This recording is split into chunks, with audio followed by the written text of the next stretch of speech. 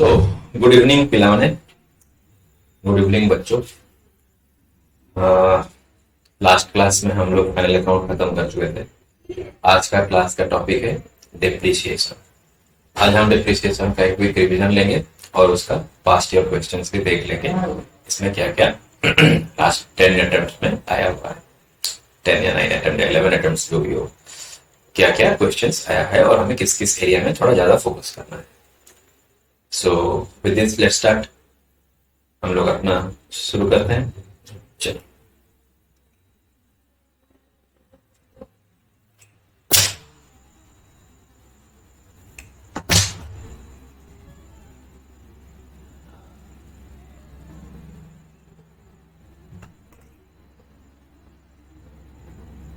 Perfect, शुरू करते हैं। चलो बच्चों,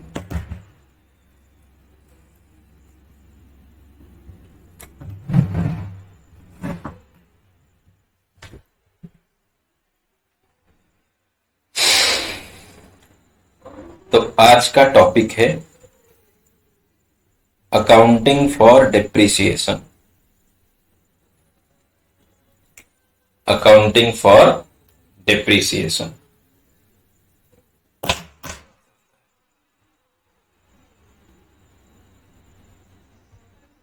accounting for depreciation. Accounting for depreciation. Accounting for depreciation.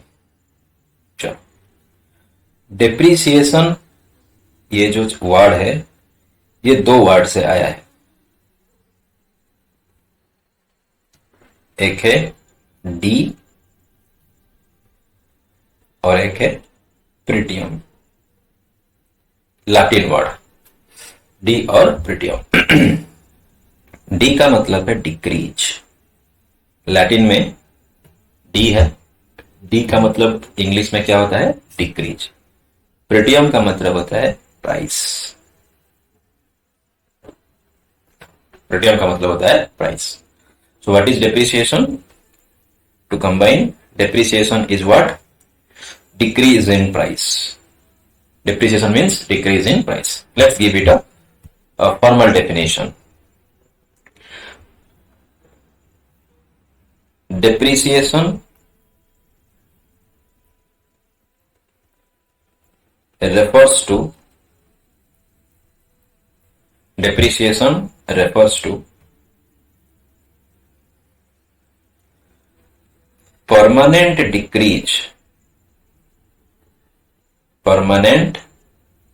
decrease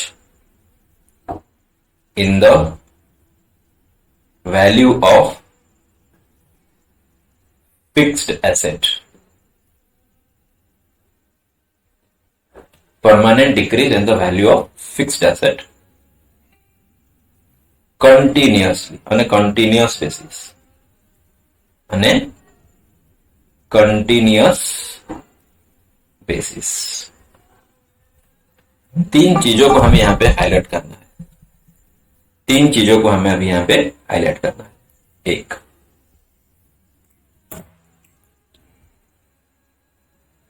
permanent. दो, फिक्स्ड एसेट। और तीन, कंटिन्यूअस। एक सेकेंड बच्चों, एक second. Yes, for acquisition of asset. Asset acquire करने का एंट्री क्या होता है बच्चों? एसेट एक्वायर करने का एंट्री, इस चैप्टर में एसेट बोलूंगा तो फिक्स्ड एसेट का आपको समझ में आना चाहिए। एसेट अकाउंट डेबिट,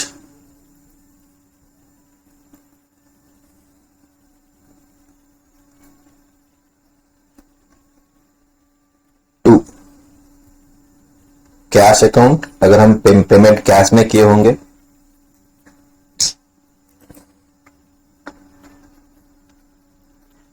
अगर चेक में पेमेंट किए होंगे तो बैंक अकाउंट। अगर हम पेमेंट किए ही नहीं होंगे, क्रेडिट में लाए होंगे, तो vendor account. Asset account debit to cash account, bank account और वेंडर अकाउंट। एसेट हम खरीद लिए, डिप्रिसिएशन के अकाउंटिंग का नेक्स्ट पॉइंट कब होगा पता है? At the year and. बच्चों डिप्रिसिएशन हमेशा ईयर एंड में चार्ज किया जाता है। इसके बाद आएगा क्या? At the year and. At the year and. At the year and. Year and में पहला आएगा for providing depreciation. For providing depreciation.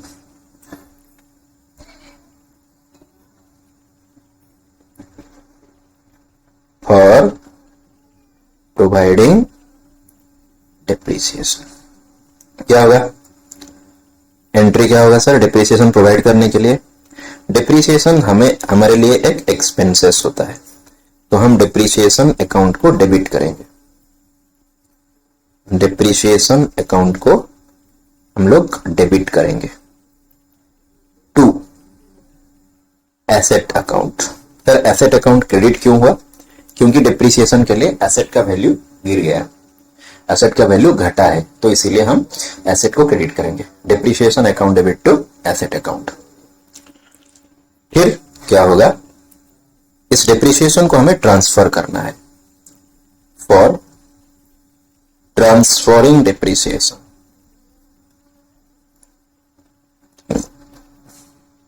एक काम करते हैं बच्चों, थोड़ा अलग तरीके से करते हैं। एक सेकेंड रुक जाओ। फॉर प्रोवाइडिंग डिप्रिसिएशन इसका ना हम दो भाग करते हैं। मैं रिवीजन कर रहा हूं ना, मैं डिटेल चला गया। इसका हम दो पार्ट कर लेते हैं। फॉर प्रोवाइडिंग डिप्रिसिएशन आप लोगों को पता होगा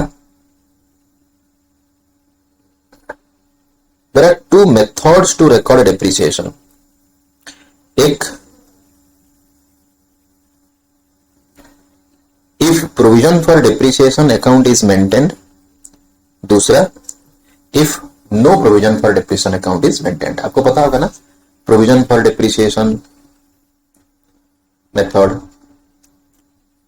और एक simple method. Provision for depreciation method में क्या होता है कि इस मेथड में हम चाहते हैं कि इसका नहीं काम करता हूं नहीं इसमें एक खत्म समझा देता हूं, ठीक है। अगर ये मेथड हम फॉलो करेंगे तो ये मेथड हमें क्यों फॉलो करना है? समटाइम्स मैनेजमेंट चाहता है कि जो एसेट हम लिख रहे हैं बुक्स ऑफ अकाउंट में ये हमेशा ओरिजिनल कॉस्ट में दिखाना है, क्योंकि डिप्रिसिएशन चार्ज करने से एसेट का वैल्यू तो हमेशा गिर जाएगा, हर साल गिरते हुए जाएगा। But provision for depreciation method अगर हम फॉलो करेंगे तो हम क्या करेंगे? एसेट से डिप्रिसिएशन को माइनस नहीं करेंगे। एसेट से हम डिप्रिसिएशन को माइनस नहीं करेंगे। ये अपना बैलेंस शीट है। यहाँ पे लेट से अपना मशीन है 1 लाख रुपीस, यहां से मैं डिप्रिसिएशन 10% माइनस करता हूं तो मेरा कितना आएगा? 10,000 और एसेट का न्यू वैल्यू आ जाएगा 90,000। मतलब हर साल एसेट का वैल्यू गिरते हुए जाएगा। बट इफ मैनेजमेंट वांट्स कि हमें एसेट का वैल्यू हमेशा कितना दिखाना है? मशीन का वैल्यू जब भी हम बुक्स ऑफ अकाउंट देखेंगे तो बुक्स में हमेशा मशीन का वैल्यू ओरिजिनल कॉस्ट में दिखना चाहिए, 1 लाख में दिखना चाहिए। तो ऐसे ये कैसे पॉसिबल हो सकता है सर? हर साल तो हमें 10-10 हजार का डिप्रिसिएशन माइनस करना है, तो वैल्यू तो कम ही दिखाई होगा, दिख रहा होगा। तो आप कैसे बोल रहे हो कि ये 1 लाख में दिखाना है? इसका एक और एक तरीका है, देखो इसको कैसे हम कर सकते हैं। ये जो डिप्रिसिएशन हम 10,000 एसेट साइड से रिड्यूस किए, इसको ना एसेट से रिड्यूस करना जो वो इक्विवेलेंट टू क्या होगा? लायबिलिटी में दिखाना। अगर इसको आप एसेट से रिड्यूस ना करके लायबिलिटी में दिखा देंगे तो आप मतलब इफेक्ट एक ही आएगा। देखो ये यहाँ पे 90,000 हुआ, मैंने यहाँ पे 10,000 एसेट से माइनस ना करके यहाँ पे लिख लिया मैं डिप्रिसिएशन 10,000। अब बताओ इफेक्ट दोनों का एक ही है कि नहीं? एसेट का वैल्यू तो 90,000 है। द ओनली थिंग इज यहाँ पे 90,000 हम कैलकुलेट करके दिखा रहे हैं और यहाँ पे हम बोल रहे हैं कि देखो अब एसेट लायबिलिटी में मैच कर लो, आ जाएगा 90,000। यहाँ पे 10,000 एसेट है, उसका करस्पॉन्डिंग में लायबिलिटी में 10,000 मैंने डाला है, तो ये आ गया तुम्हारा 90,000। तो ये जो हम डिप्रिसिएशन डालेंगे लायबिलिटी साइड में, हर साल 10-10 हजार का डिप्रिसिएशन डालते हुए चलेंगे। इसका मतलब क्या होगा कि हर साल हम इसको डिप्रिसिएशन को एक्यूमुलेट करते करते चलेंगे। इसीलिए प्रोविजन फॉर डिप्रिसिएशन का और एक नाम क्या होता है, एक्यूमुलेटेड डिप्रिसिएशन। या तो फिर एक्यूमुलेटेड डिप्रिसिएशन के नाम पे हम लिखेंगे, या तो फिर प्रोविजन फॉर डिप्रिसिएशन के नाम पे हम लिखेंगे। परफेक्ट। तो सर जब हम डिप्रिसिएशन प्रोवाइड करेंगे तो हमें देखना है, मैं रिवीजन कर रहा हूं तो रिवीजन के मोड में ही कर रहा हूं, जो प्रोविजन फॉर डिप्रिसिएशन थोड़ा समझाना था तो समझा दिया, ठीक है। जब हम डिप्रिसिएशन प्रोवाइड करेंगे हमें देखना है कि क्या हम प्रोविजन मेथड फॉलो कर रहे हैं या प्रोविजन मेथड नहीं फॉलो कर रहे हैं। No provision method, no provision and here provision method followed, no provision method और यहां पे प्रोविजन मेथड फॉलोड। अगर हम प्रोविजन मेथड नहीं फॉलो कर रहे होते तो हम क्या एंट्री पास करेंगे, हम एंट्री पास करेंगे depreciation account debit, depreciation account debit to asset account, to asset account. देखो मतलब आप लोग कुछ भी डिप्रिसिएशन आपको कुछ डिप्रिसिएशन के बारे में कुछ भी नहीं पता है, डायरेक्ट ये क्लास देख रहे हो तो शायद आप लोगों को ये कनेक्ट ना कर पाए। आप डिप्रिसिएशन पढ़े थे डिटेल क्लास में आपके कंसर्न टीचर के पास, बट वो मतलब याद नहीं है। अभी अगर ये सब चीज आप लोग फिर से देखोगे या सुनोगे तो वो आपको क्या करेगा, हिट करेगा कि हाँ ऐसे हुआ था, तब ये क्लास का आप बेनिफिट ले सकते हो। और नहीं तो डिटेल मतलब आप लोग अगर डिप्रेशन के बारे में कुछ भी नहीं पता है, ऐसा करना है तो मतलब मैं जैसे कर रहा हूँ उसको इसको याद करते करते चलो। अगर प्रोविजन फॉर डिप्रिसिएशन मेथड हम फॉलो करते हैं तो डिप्रिसिएशन को प्रोवाइड करने का एंट्री होता है depreciation account debit to provision for depreciation, to provision for depreciation account, या तो फिर accumulated depreciation account. Perfect. Next,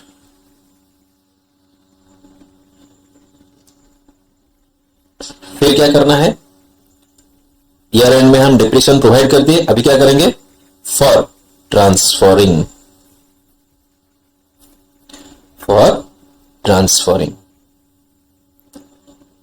depreciation को अभी हमें ट्रांसफर करना है।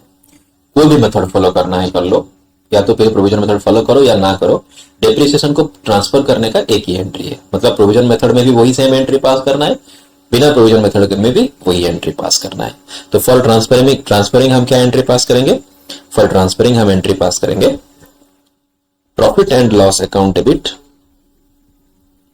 Profit and loss account debit to depreciation account, profit and loss account debit to depreciation account. तो अगर हम सम अप करें, क्या किए, अकाउंटिंग फॉर डिप्रिसिएशन में 3 चीज किए हैं। पहले सर हम एसेट खरीदे, क्योंकि एसेट हमारे पास अगर एसेट ही नहीं है, फिक्स्ड एसेट ही नहीं है तो नो डिप्रिसिएशन।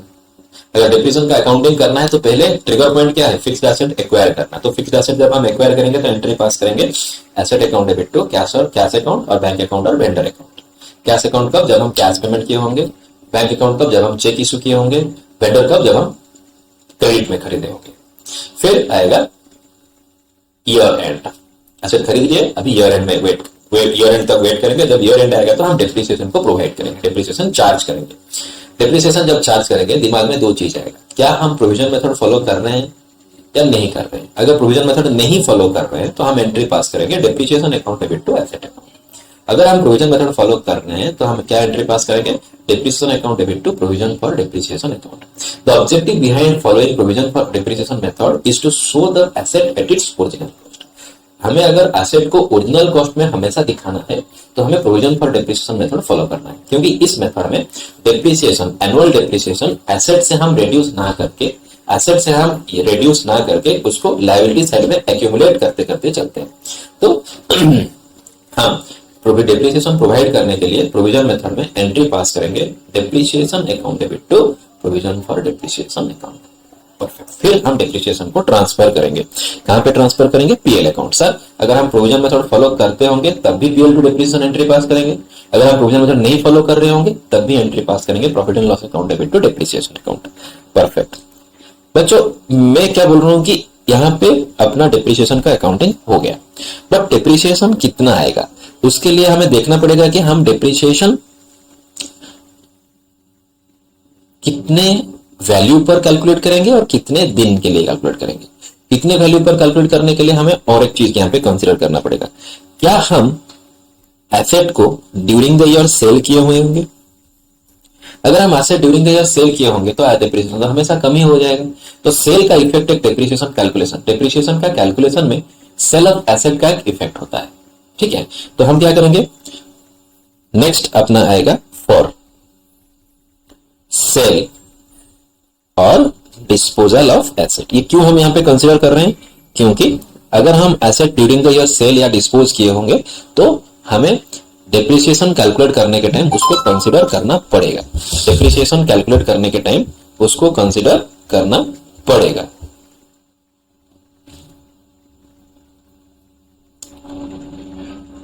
सेल और डिस्पोजल ऑफ एसेट।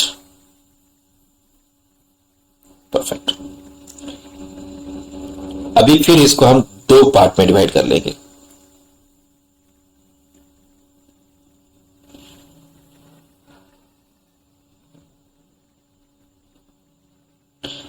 क्या हम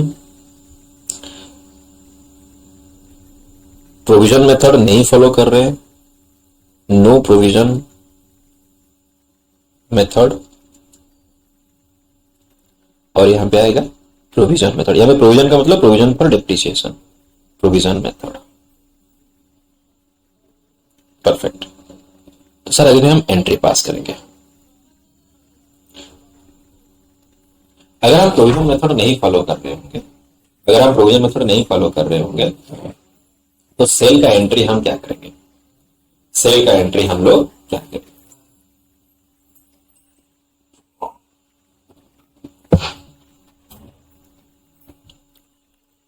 एसेट खरीदने से क्या होगा बच्चों, हमें पैसा मिलेगा, तो हम कैश या बैंक अकाउंट को डेबिट करेंगे,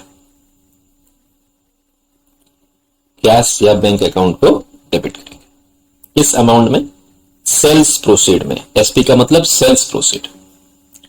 और क्या करेंगे सर, और हम एसेट को क्रेडिट करेंगे, क्योंकि asset goes out from the business या तो फिर एसेट का बैलेंस घट गया। ये किस अमाउंट में क्रेडिट करेंगे, बुक वैल्यू में क्रेडिट करेंगे।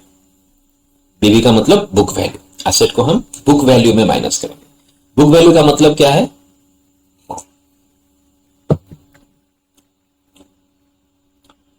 बुक वैल्यू का मतलब क्या है, कहीं पे लिख लेना। Book value means cost of asset, cost of asset minus depreciation till, book value का मतलब डेप्रिसिएशन बस, माइनस डेप्रिसिएशन, ये हो गया book value. What is sale proceeds, amount received from sale। Perfect. सोचो आप एक एसेट 1 लाख रुपए में खरीदे थे, उसको 3 साल यूज किए, रेट ऑफ डेप्रिसिएशन मान के चलो 10%। तो अब क्या किए होंगे, पहले साल 10,000 का डेप्रिसिएशन डाले होंगे, दूसरे साल 10,000 का, तीसरे साल 10,000, तो कितना हो जाएगा ये 70,000। इसको बोलेंगे हम बुक वैल्यू। इसको लेट से इसी 70,000 एसेट को, तो यहां पे हम डालेंगे कितना 70,000। अपने पास ये 70,000 एसेट था वो चला गया, और इसको हम बेचे कितने में, लेट से 62,000 में बेचे, इसको बोलेंगे सेल प्रोसीड्स। यहां पे डालेंगे कितना 62,000। सोचो 70,000 का एसेट को आप 60,000 में बेचे,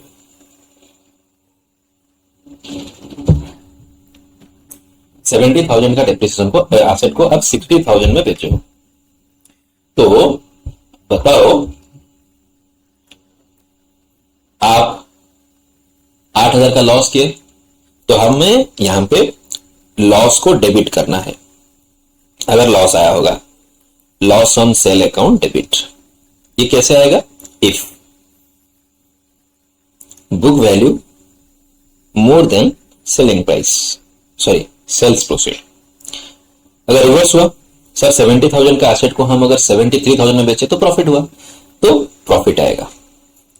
दोनों आ सकता है क्या, लॉस और प्रॉफिट? एक एसेट में बेचने को, एक एसेट बेचने से हमें ना सिर्फ एक ही चीज आएगा, या तो लॉस या तो प्रॉफिट, दोनों चीज कभी नहीं आएगा। To profit on sales account, to profit on sales account. ये कब? जब ये सेलिंग प्राइस ज्यादा होगा बुक वैल्यू से। ये हो गया? हाँ सर, ये एंट्री समझ में आ गया होगा आप लोगों को। अब ये सब लिख लिए होगे, परफेक्ट। देखो, अगर हम प्रोविजन मेथड फॉलो कर रहे होंगे तो सेल ऑफ एसेट का क्या एंट्री करेंगे? सेल ऑफ एसेट का क्या एंट्री करेंगे? सर एक तो पैसा मिलेगा, कैश और बैंक अकाउंट डेबिट,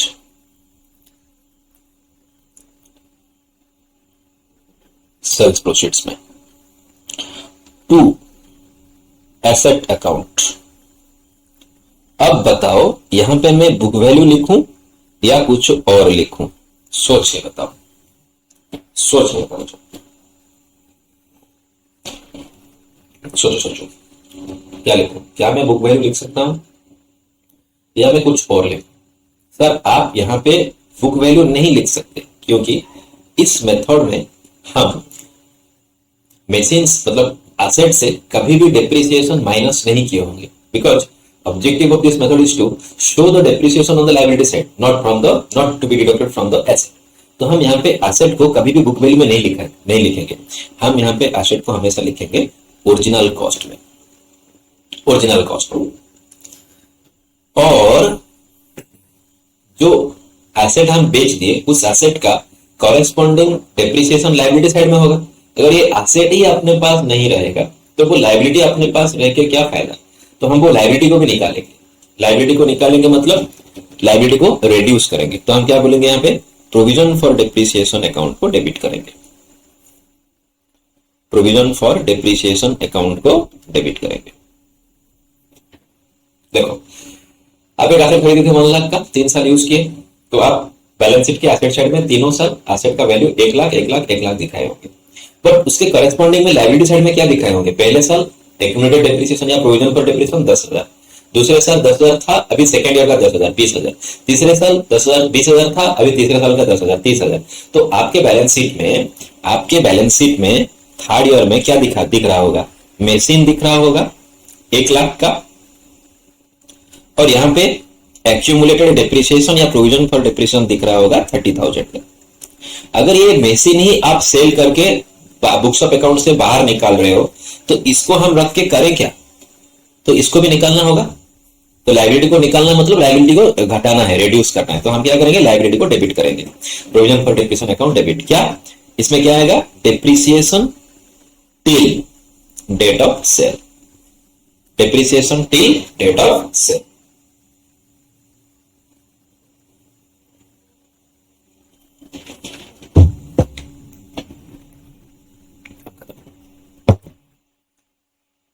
ओके, अभी इस एंट्री में जो डिफरेंस आएगा, अगर डेबिट में डिफरेंस आएगा तो उसको लॉस ऑन सेल बोलेंगे।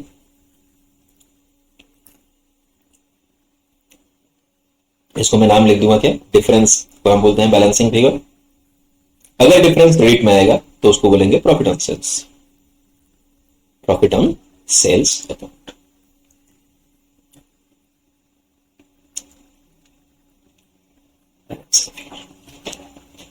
परफेक्ट, ये हो गया अपना पूरा accounting.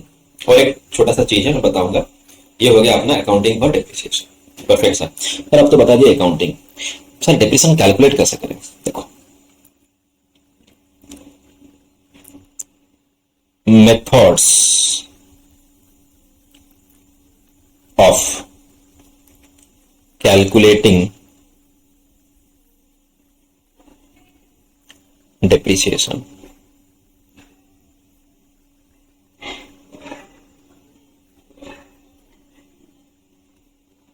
methods of calculating depreciation.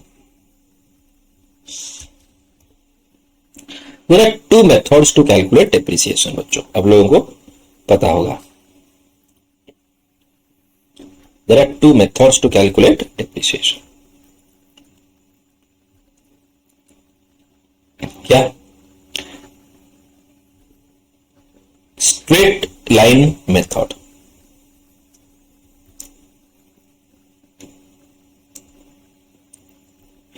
Straight line method, इसको बोलते हैं SLM. इसका और एक नाम है ओरिजिनल कॉस्ट मेथड. ये नाम बहुत ही इंपॉर्टेंट है, डिफरेंट नाम यूज करते हैं. ओरिजिनल कॉस्ट मेथड बोल सकते हो. ओसीएम मतलब उतना प्रचलित नहीं है. एसएलएम बोलने से सब समझ जाए, ओसीएम बोलने से कोई नहीं समझेंगे, तो उसको ओरिजिनल कॉस्ट मेथड बोलते हैं. या तो फिर इसका और एक नाम है फिक्स्ड इंस्टॉलमेंट मेथड. ये तीनों नाम आपको याद करना है. Fixed installment method. और एक मेथड है जिसका नाम है written down value method. Written down value method, इसको बोलते हैं WDV. या तो फिर इसका और एक नाम है रिड्यूसिंग बैलेंस मेथड. या तो फिर इसका और एक नाम है diminishing balance method. Diminishing balance, ये हो गया तुम्हारा दो मेथड का डिफरेंट नाम. इसको समझने के लिए हम एक काम करते हैं, एक एग्जाम्पल लिखते हैं. एक एग्जाम्पल में लिख रहा हूं cost of asset. Cost of asset 1 lakh. Rate of depreciation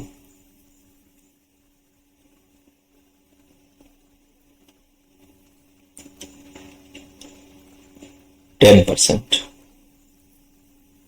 ठीक है ना. चलो, अगर हम फॉलो करेंगे क्या स्ट्रेट लाइन मेथड, तो डेप्रिसिएशन कैसे कैलकुलेट होगा और रिटर्न डाउन वैल्यू में कैसे आएगा मैं दिखा रहा हूं. विज ए विज कॉस्ट ऑफ एसेट कितना सर, यहां पे 1 लाख, यहां पे भी मैंने 1 लाख ले लिया. Less depreciation at the rate 10%.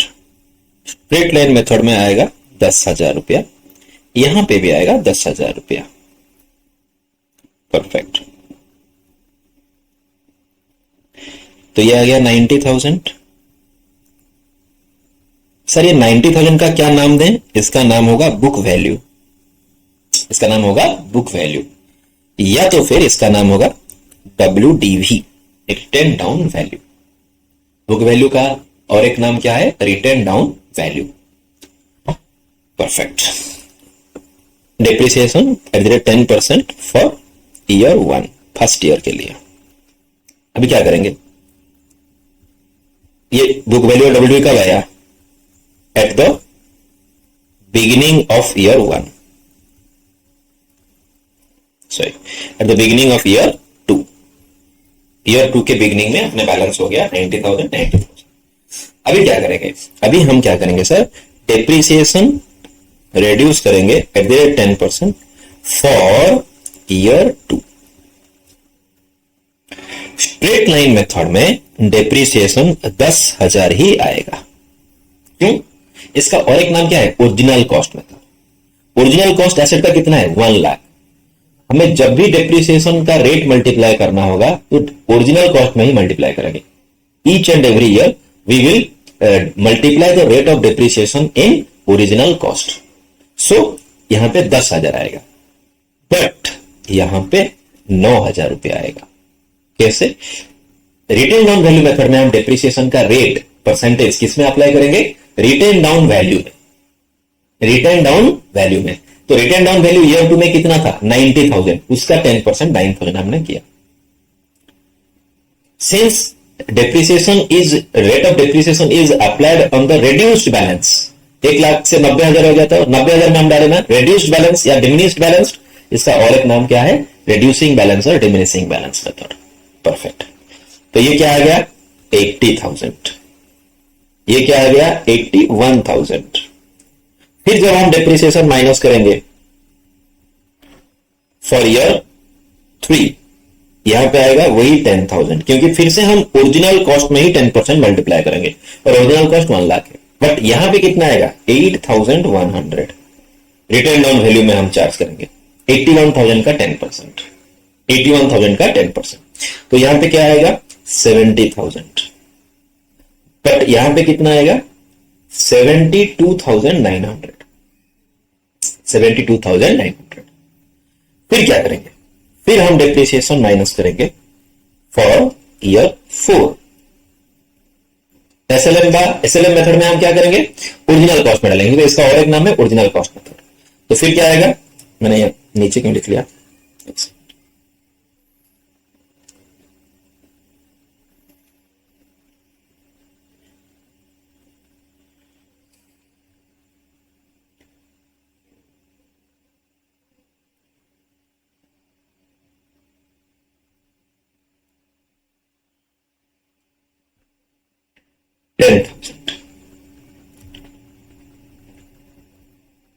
परंतु यहां पे कितना आएगा 7,290।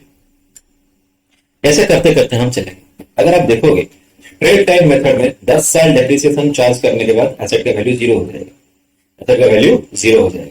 बट रिटेन डाउन वैल्यू में कभी 0 नहीं होगा, कभी भी 0 नहीं होगा। अगर आप ट्राई करोगे तो करो, जब 0 होगा तो मुझे बोल, क्योंकि कभी नहीं होगा 0, कभी भी नहीं होगा। तो आप लोगों को पता चल गया स्ट्रेट लाइन मेथड बोलने से कैसे कैलकुलेट करेंगे एंड रिटेन डाउन वैल्यू बोलने से कैसे कैलकुलेट करेंगे। इसको बोलते हैं methods of calculating depreciation. Next question arises, next topic is how to calculate depreciation. Method तो आपको पता होगा, फिर आएगा क्या how to calculate depreciation, how to calculate depreciation, how to calculate depreciation, how to calculate depreciation। चलो इसको भी दो भाग करते हैं।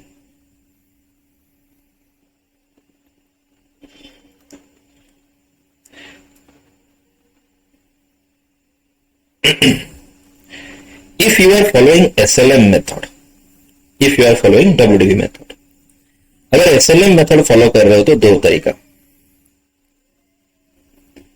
चेक करो। Rate of depreciation given, rate of depreciation not given.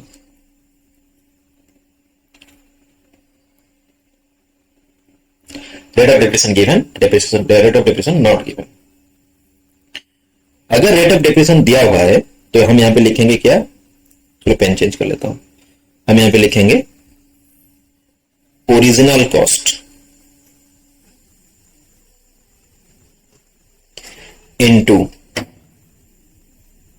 Rate of depreciation into period used, कितने time आप यूज किया हुआ सेट को, डिवाइडेड बाई 12। अगर रेट ऑफ डेप्रिसिएशन नहीं दिया है तो हम डेप्रिसिएशन कैसे कैलकुलेट करेंगे, ये होगा ऐसे, cost of asset minus scrap value divided by useful life, useful life. ये हो गया तुम्हारा annual depreciation into period use by 12, ये तो होगा ही होगा। पीरियड यूज्ड कितने साल यूज किए डिवाइडेड बाई कितने साल ने कितने मंथ यूज किए डिवाइडेड बाई 12। 3 पैरामीटर है डिप्रिसिएशन का कैलकुलेशन का। एक है ओरिजिनल कॉस्ट एसएलएम मेथड में, एक है रेट ऑफ डिप्रिसिएशन और एक है पीरियड यूज्ड। पीरियड यूज्ड का मतलब वो जिस साल का हम डिप्रिसिएशन कैलकुलेट कर रहे हैं उस साल हम वो एसेट को कितने महीने यूज किए। अगर 12 महीना यूज किया होंगे तो 12/12, अगर 6 महीना यूज किया तो 6/12। ओके, अगर ये रिटर्न डाउन वैल्यू मेथड है, रिटर्न डाउन वैल्यू मेथड, फिर से वही चीज,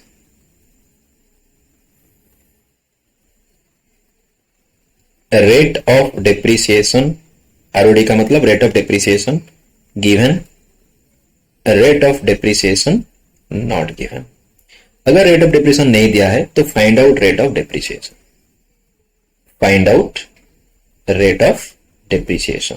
कैसे फाइंड आउट करेंगे? एक फॉर्मूला यूज है, एक फॉर्मूला है 1 माइनस, फॉर्मूला शायद मुझे सही तरीके से याद नहीं है, स्क्रैप वैल्यू, यही है। अब लोग फिर से एक बार बुक में चेक कर लेना, divide by cost of asset, यहां पे ऊपर में होगा n,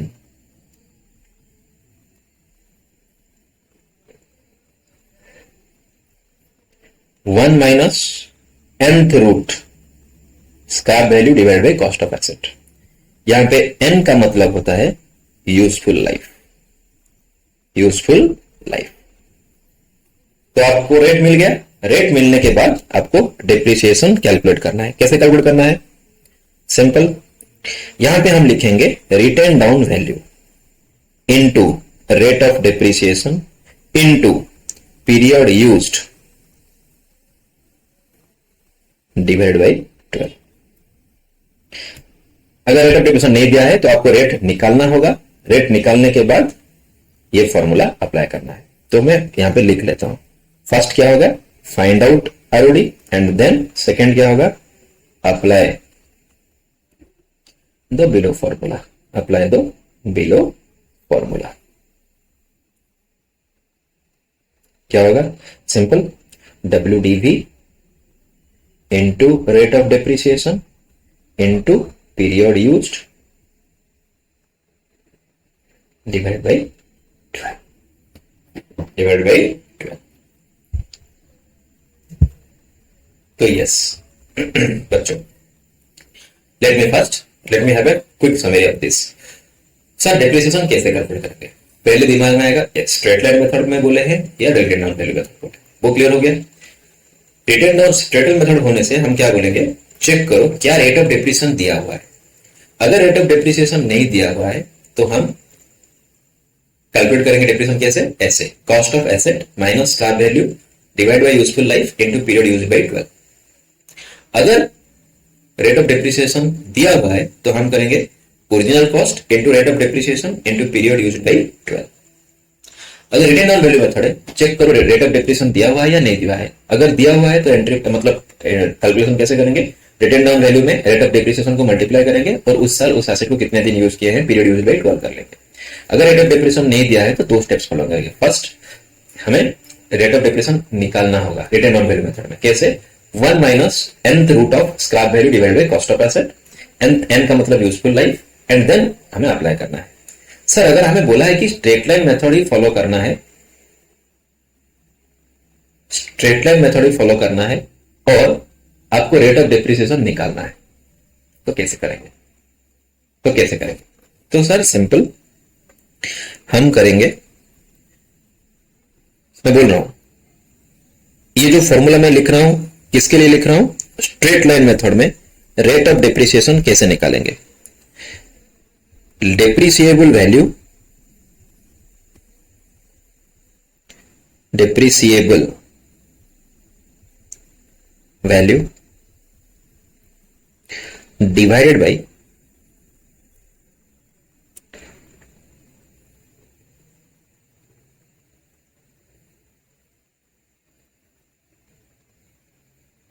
sorry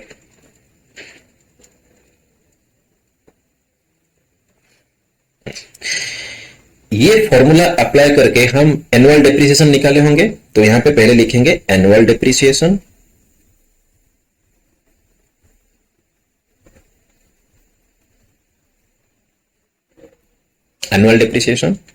divided by depreciable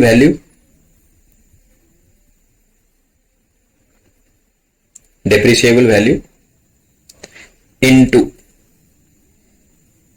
100 into 100। Sir ये डेप्रिसिएबल वैल्यू का मतलब बताओ। Depreciable value is equal to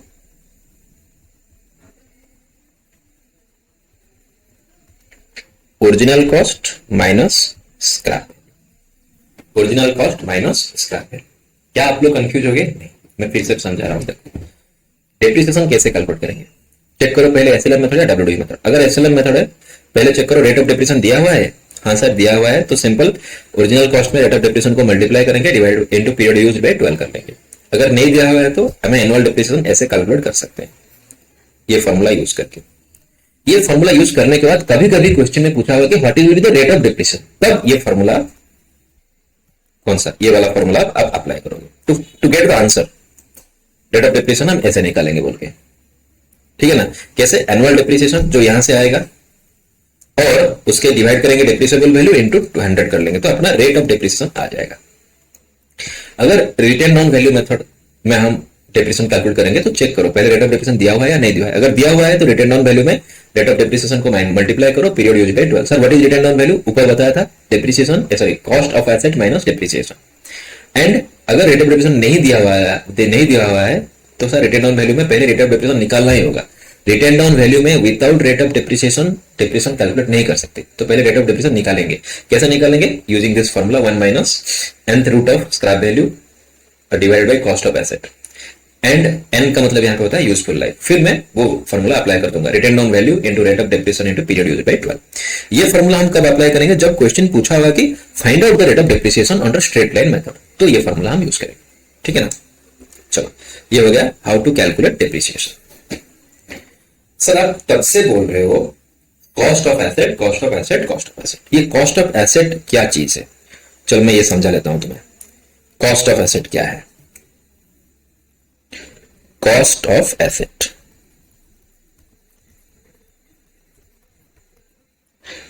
ये सिंपल है सर, लिखेंगे परचेज कॉस्ट। एसेट को खरीदने कितने पैसे में खरीदे थे, परचेज कॉस्ट। इसमें ऐड करेंगे all those expenses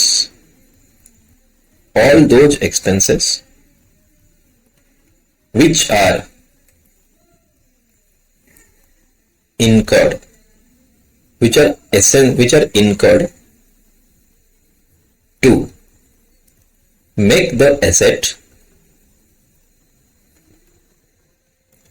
workable,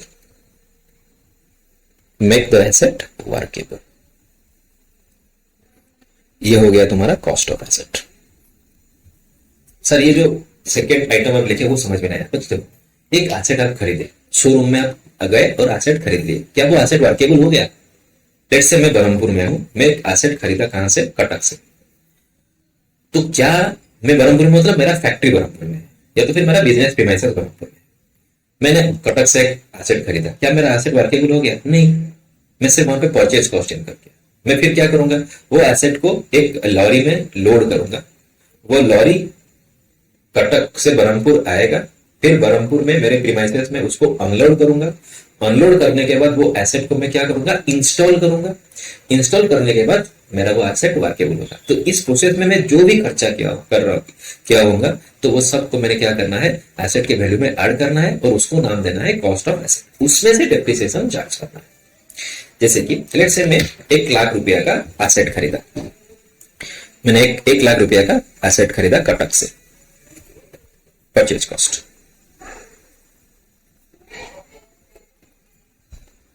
immediately मैं इसके लिए इंश्योरेंस पे किया। अब बाइक खरीदने से इमीडिएटली इंश्योरेंस करते हो ना, वैसे ही एसेट का मैंने इंश्योरेंस किया। कितना दिया? 10,000 रुपया। फिर मैं कुछ लेबर को बुलाया और उनको बोला कि प्लीज ये एसेट, ये मशीन मेरा ट्रक में लोड कर लो, तो मैं लोडिंग चार्ज दिया। देखो ये बिना लोडिंग चार्ज ना देने से तो वर्केबल नहीं होगा ना। लोडिंग चार्ज दिया मैंने 5,000 रुपये।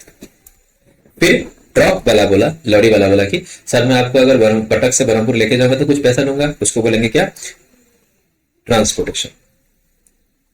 ट्रांसपोर्टेशन कितना? लेट्स से ड्रॉप वाले बोले कि हमें 20,000 चाहिए, ठीक है। फिर क्या हुआ सर, जब ये बरहमपुर में मतलब कटक से बरहमपुर आया तो 2 टोल गेट्स पड़े, तो मैंने कुछ टोल चार्जेस दिए जिसको ऑक्ट्राय बोलते हैं।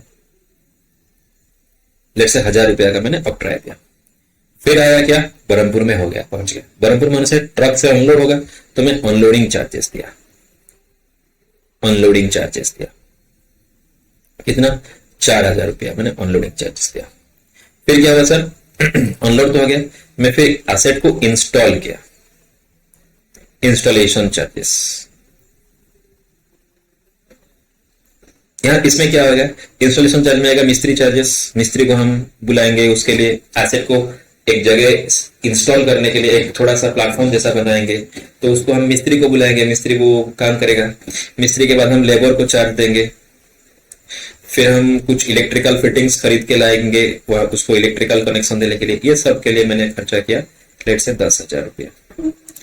अब जाके जब मैं स्विच ऑन करूंगा, एसेट घूम करके कुछ साउंड होगा और एसेट वर्केबल होगा। तो ये जो सारे खर्चा मैंने इनकर्ड किया एसेट को वर्केबल कंडीशन को लाने के लिए, ये सबको मैं एसेट का कॉस्ट में इंक्लूड कर लूंगा और मैं बोलूंगा total cost of the asset will be 10, 5, 15, 35, 10, 5, 15, 35, 40, 50, 1,50,000 मेरा एसेट का कॉस्ट आ गया। इस 1,50,000 में मैं रेट ऑफ डेप्रिसिएशन को मल्टीप्लाई करूंगा और फाइंड आउट करूंगा अपना पहला ईयर का डेप्रिसिएशन। इसको बोलते हैं कॉस्ट ऑफ एसेट। इसको बोलते हैं कॉस्ट ऑफ एसेट।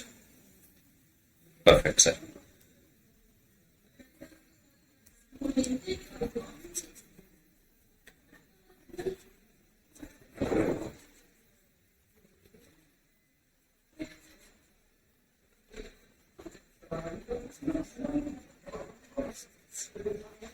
चलो, अगर आप चाहे तो उसको लिख लेना पॉज करके। हो गया?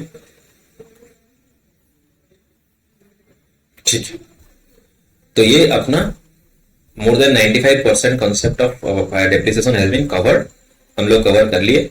और एक छोटा सा कॉन्सेप्ट है sale of asset to disposal account, asset disposal account, वो मैं कल के क्लास में डिस्कस कर लूंगा। अभी चलो हम कुछ क्वेश्चंस डिस्कस कर लेते हैं। कितना टाइम हो गया, कितना टाइम का रिकॉर्डिंग हो गया?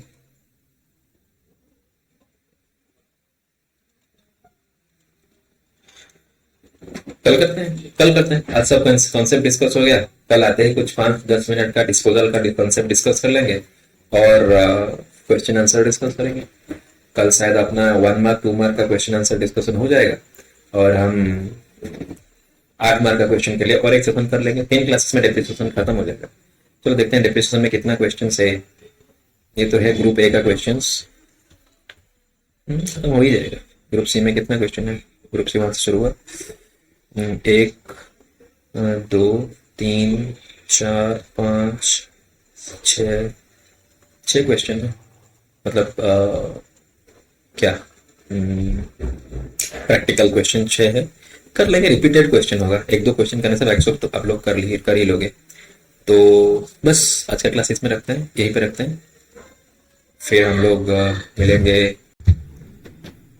सो ठीक है, हम लोग क्लास को वीडियो आप देखो, क्लास खत्म करेंगे आज का क्लास और ये सब चीज हम लोग कर लेंगे। ये कहां से आ गया? सो ठीक है, हम लोग क्लास को वीडियो आप देखो, क्लास खत्म करेंगे आज का क्लास और ये सब चीज हम लोग कर लेंगे। ये कहां से आ गया?